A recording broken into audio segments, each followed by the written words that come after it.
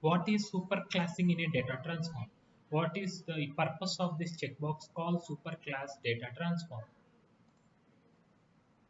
The benefit of this checkbox is whenever a data transform is called, instead of executing the steps in the data transform, PRPC first checks whether this checkbox is checked or not.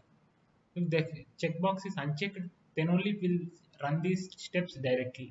If this checkbox is checked, then instead of running these steps, first it will see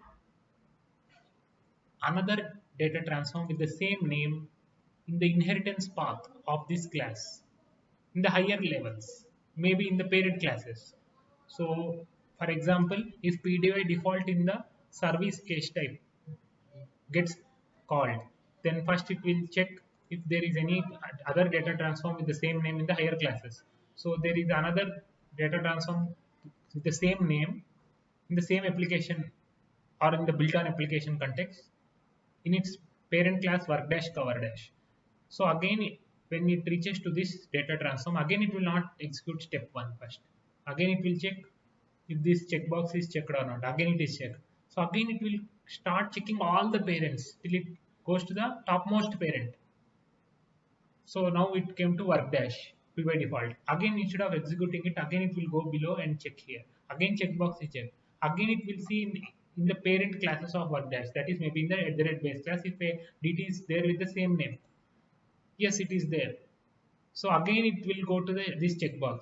So but at the rate base class is the topmost parent class, super class of all the classes in Pega. So there is no other parent for at the rate base class. So even if it tries to check, there is, it cannot have a superclass data transform because it is a supermost class, super class, topmost parent class, super grandparent. Now it will start executing the step 1, 2, 3, 4. After this, now it will go to the next parent, that is from work dash. It will execute all this. Next, it will go to the work dash cover dash, execute all this. Now it will come to the your service case class. Maybe if you have overridden this py default data transform in some other class like go dash go road dash work, then that will also be executed, or maybe in go dash go road, that will also be executed. At the end only this will be executed.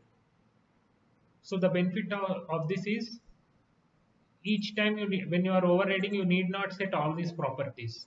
And second thing is like, say if you don't want some of these properties, you can override it by, say for example, py urgency work class is 10, but say for your case type, especially if you want it to start at 50, then you same property you can set in the py default in your service case class to your own value, say 50.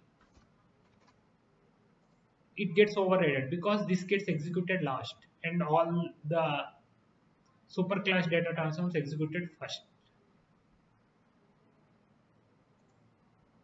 So if you see the py work page of any work object, you will be having lot of metadata, case metadata like px create operator, create system id, and also py label, py flow name, sla name, py status work new. These all are being set in this py default data transform in work dash layer. Thank you.